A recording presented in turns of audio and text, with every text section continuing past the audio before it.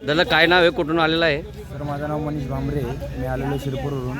माझं जे काल जे ॲक्सिडेंट झालेलं आहे त्याच्यात 2 जण ते एक तर मृत्युमुखी एक तर जखमी, ते आम्हाला आत्तापर्यंत माहिती पडलेलं नाही आहे.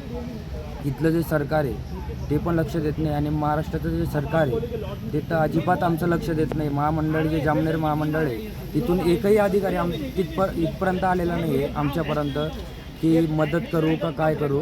फक्त पाहून गेलेले आहेत. आत्तापर्यंत काहीच त्यांनी उडवाउडीची उत्तरं ते महाराष्ट्राकडनं पण दिले जात आहे आम्हाला, महाराष्ट्र सरकारकडनं पण आणि गुजरात सरकारकडनं पण दिलं जात आहे आमच्याकडनं. अहो रात्री एक डेड बॉडी गेली, तिला कफन सुद्धा नव्हतं. कफन अतिशय डेड बॉडी ती, तिला कफन सुद्धा नव्हतं.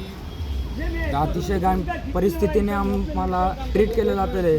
तर महाराष्ट्र सरकारने थोडीफार हेल्प करायला हवी आमची, हीच आमची इच्छा आहे. ओके दादा काय नाव आहे, कुठून आलेले आहेत नेमकं आणि काय समस्या आहे? माझं नाव धनंजय विजय साळुंखे, मी नाशिकवरून आलेले आहे. वाडोलीला झालेल्या ॲक्सिडेंटमध्ये माझे मावसा आणि मावशी हे दोघं होते गाडीत येताना.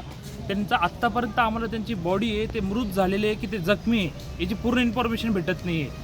त्याच्यानंतर गेल्या 14 तास, आत्ता कमीत कमी 18 तास होतील. 18 तासामध्ये टोटल बसमध्ये किती मेंबर होते किंवा त्याच्यापैकी किती मृत आहे किंवा किती जखमी आहे याचा सुद्धा आकडा आम्हाला भेटलेला नाही आहे. महाराष्ट्र शासनाकडनं कोणीतरी एखादा व्यक्ती हवा होता की ज्याच्यासोबत आम्ही संपर्क साधू शकतो. बस डेपोकडनं, जामनेर बस डेपोकडनं आम्हाला एखादा माणूस हवा होता की ज्याच्यासोबत आम्ही संपर्क साधू शकतो की नंबर ऑफ पीपल्स कोण होते, किती होते, अशा कोणत्याही प्रकारची माहिती आम्हाला भेटत नाही. आणि DNA सॅम्पल आम्ही काल रात्री 1 वाजेला दिलेले आहे आणि आत्ता जवळपास 10 वाजता आहे, पण 10 वाजेपर्यंत एकही DNA सॅम्पल ना सुरतला पोहोचलेलं आहे आणि आम्हाला प्रॉपर उत्तर इथूनही भेटत नाही.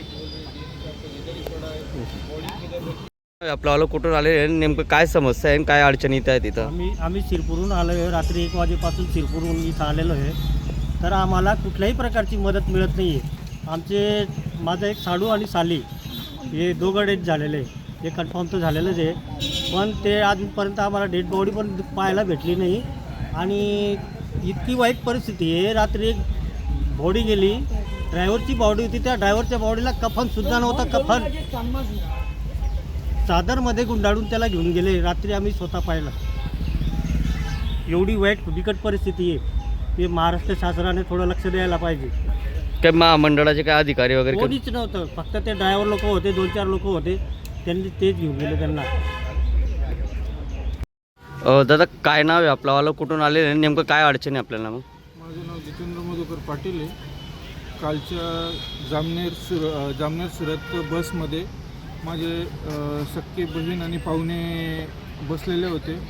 मी काल रात्री 1 वाजेपासून इथे आलेलो आहे, पण मला आत्तापर्यंत इथल्या गव्हर्नमेंटकडनं काहीच सपोर्ट मिळालेला नाही आहे आणि महाराष्ट्र शासनाचा पण एकही कर्मचारी इथपर्यंत पोचलेला नाही आहे.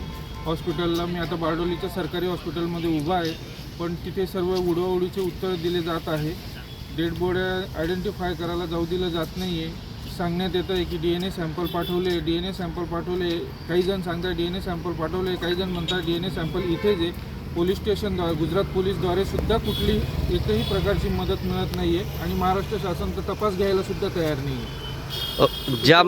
ज्या महामंडळाच्या बसमध्ये प्रवास केला जातो त्या महामंडळाचे काय अधिकारी कर्मचाऱ्यांच्या काय? एकही अधिकारी इथे तरफडलेला नाही आहे. कुठल्याच व्यक्तीने आमचा तपास केलेला नाही. आम्ही वेळासारखे पोलीस स्टेशनमधून हॉस्पिटलमधून पोलीस स्टेशनमध्ये, काही जण म्हणतात सरदारला डेड बॉड्या ठेवलेल्या आहेत, काही जण म्हणतात भवानीला डेड बॉड्या ठेवलेल्या आहेत. वेळासारखे काल रात्री 1 वाजेपासून फिरत आहोत, पण कुणीच काही तपास द्यायला तयार नाही आहे.